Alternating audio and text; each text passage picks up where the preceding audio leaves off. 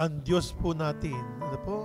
Ang ating Amang nasa langit, ang ating po Panginoong Hesukristo. Siya ang lumalang ng buhay, ang Diyos. At ang tanging kukuha lamang po ng buhay nito ay ang ating Panginoong Diyos. Huwag po nating tangkain, huwag po nating pagtangkaan ang buhay natin at ang buhay ng iba.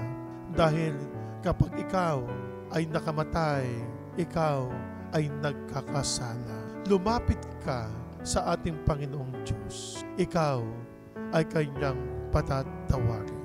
Kapag kayo lumalapit sa kumpisalan, di po ba? Nagsasabi kayo ng mga kasalanan, mabigat man po ito o magaan. Anong sasabihin sa inyo ng pari?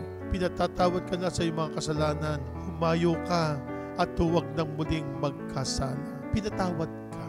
Pero sa batas ng tao ay sana naman po ay bigyan din po ninyo ng kaparusahan na hindi kukunin ang buhay. Hindi po natin alam ang takbo ng ating buhay. Hindi po natin ang hawak ang ating buhay. Tanging ang Diyos lamang ang nakakaalam kung hanggang kailan ang ating buhay. Hindi po natin alam kung hanggang kailan ang tatahakin ng ating buhay dito sa ibabaw ng lupa.